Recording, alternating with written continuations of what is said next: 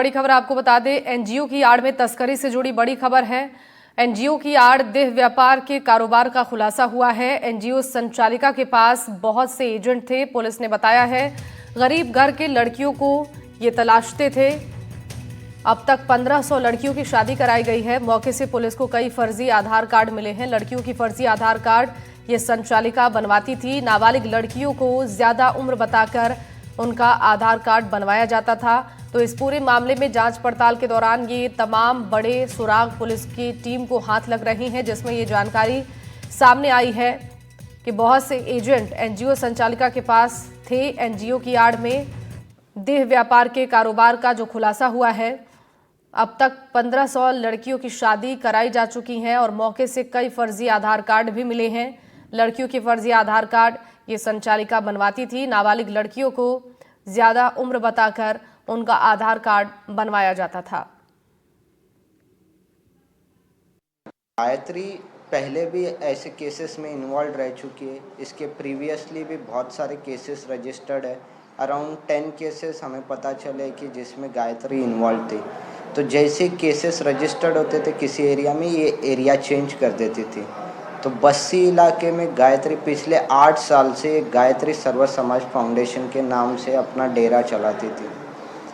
और फिर इसके मॉडस ऑपरेंडी के बारे में बताया जाए तो इनके एजेंट्स को ये स्काउट बोलते थे। स्काउट लोगों का काम ये था कि वो पोटेंशियल टारगेट्स यानी गरीब घर की औरतें, महिलाएं, लड़कियां, इन्हें ढूंढते थे।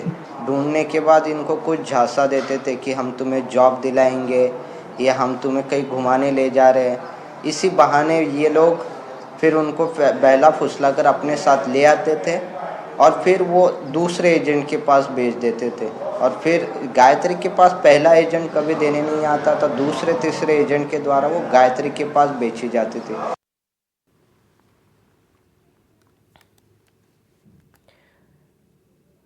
तो खरीद फरोख्त गिरोह का ये पर्दाफाश हुआ है, जिसमें तमाम जानकारियां धीरे धीरे पुलिस की टीम को हाथ लग रही है। 4 लोगों की फिलहाल गिरफ्तारी हो चुकी है। दरअसल सोशल मीडिया के जरिए ये लड़कियों से संपर्क करते थे और शादी का झांसा देकर लड़कियों को बहला फुसलाकर अपने पास लाते थे और देह व्यापार के दलदल में उन्हें धकेल देते हैं। इस मामले का खुलासा कैसे हुआ वो भी हम आपको ग्राफिक्स के जरिए आपकी टीवी स्क्रीन पर दिखा रहे हैं। फाउंडेशन की आड़ में बच्चियों की खरीद फरोख्त का ये मामला था। यूपी की नाबालिग को दलाल जयपुर लेकर आए हुए थे और कोलकाता में जॉब का उसे झांसा दिया गया था। 2.5 लाख रुपए में सौदा कर नाबालिगा की शादी करवा दी गई। इसके बाद परेशान करने पर दोनों दलाल एनजीओ लेकर बच्ची को पहुंचे।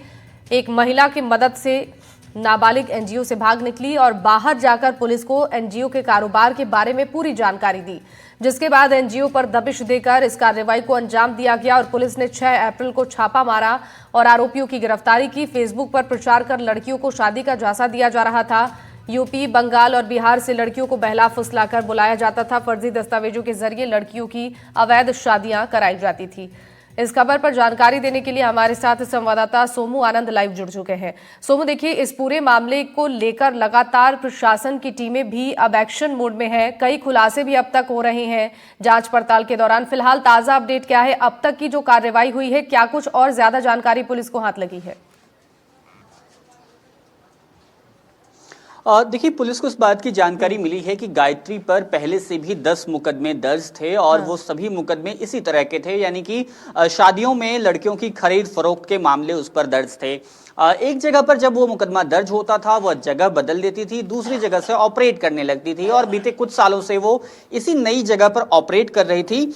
और यहाँ पे जो ग्रामीण हैं उनको सिर्फ इस बात का पता था कि ये कोई सामाजिक संस्था है, एनजीओ है, जिसका वो दावा करती थी और जिसके सहारे गरीब लड़कियों की शादियां होती हैं। उनको सिर्फ इस बात की जानकारी थी। गाहे बगाहे क्योंकि गांव से बारात गुजरती थी, इसलिए उनको पता चलता था कि वहां पर कोई शादी हो रही है, लेकिन उन्हें इस बात की जानकारी नहीं थी कि वहां पर शादी की आड़ में लड़कियों की खरीद फरोख्त होती है, उसके लिए पैसे दिए जाते हैं। हालांकि कुछ लोग ऐसे हैं जिन्होंने पहले कुछ लड़कियों का विरोध वहां पर देखा था, लेकिन फिर भी उन्होंने बहुत कुछ अपील नहीं की। उनके कई तरह के आरोप हैं। अब तक जो जानकारी मिली है उसके मुताबिक जब से ये ऑपरेट कर रही है तब से करीब 1500 ऐसी लड़कियों की शादी वो करा चुकी है और इसमें मोटे पैमाने पर पैसों का लेन देन हुआ है। हम जब यहाँ पर आए कई सारे ग्रामीण भी हमें मिले जिनसे हमने बातचीत की, उनसे हम लोग बातचीत बातचीत करेंगे और ये जानने समझने की कोशिश करेंगे कि आखिर उनको इस बात की जानकारी क्या कुछ थी, कब उन्होंने इस बात की जानकारी ली।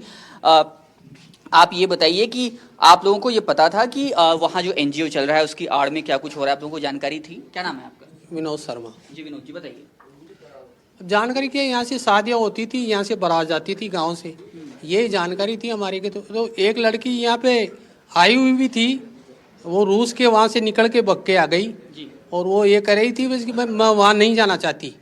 अब ये पता नहीं वो क्यों नहीं जाना चाहती। उसके बाद हमने पुलिस को फ़ोन करके बुलाया, थाने वाली गाड़ी आई, उसको बैठा के ले गई। फिर पता नहीं वो कहाँ ले गई या नहीं ले गई या छोड़ गई, हमें कुछ पता नहीं फिर उसका। तो उस लड़की से आप लोगों ने बात नहीं की कि आखिर वो क्यों नहीं जाना चाहती थी वहां पर वापस? उसकी आवाज़ हम समझ नहीं पाते थे, वो पता नहीं कहाँ की थी। ये उसकी आवाज़ वो बोलती थी ना, वो अपन समझ नहीं पाते। राजस्थान की नहीं थी वो, भाषा समझ में नहीं आ रही उसकी। अगर उसकी भाषा आपके समझ में आती तो शायद ये नेटवर्क पहले ही खत्म हो सकता। पहले खत्म हो सकता था, ये नेटवर्क पहले खत्म हो जाता अगर भाषा समझ में आती तो। क्यों उसकी वो बोलती ना तो हम समझ जाते। ये कब की बात है, कब वो लड़की भाग करके आई थी और कहाँ मिली थी आप लोगों को वो लड़की? करीबन 3 महीने हो गए। ये मंदिर है हनुमान जी का, जी। यहाँ पे परचूनी की दुकान पर वहाँ बैठी हुई थी वो रात के करीबन 8 बजे के आसपास, जी। और वो रो रही थी। और वो रोने के बाद उससे पूछा गया, भाई आप कहाँ से आई हो, क्या है, क्या कुछ नहीं है। फिर वो बोली कि मैं वहाँ से शादी में से बग के आई हूँ, मैं शादी नहीं करना चाहती और वो मैं वहाँ जाना भी नहीं चाहती, ये कह रही थी बस। कितनी उम्र होगी आपको अगर अंदाजा लग रहा हो तो? उस लड़की की उम्र करीबन 20 साल के आसपास थी, 19 या 20 साल लगभग। अच्छा, तो आप लोगों ने कभी विरोध नहीं जताया जब आप लोगों को पता चला कि इस तरह की कुछ घटनाएं वहां पर हो रही हैं? तो गांव वालों ने आपत्ति दर्ज नहीं की आप लोगों को ने?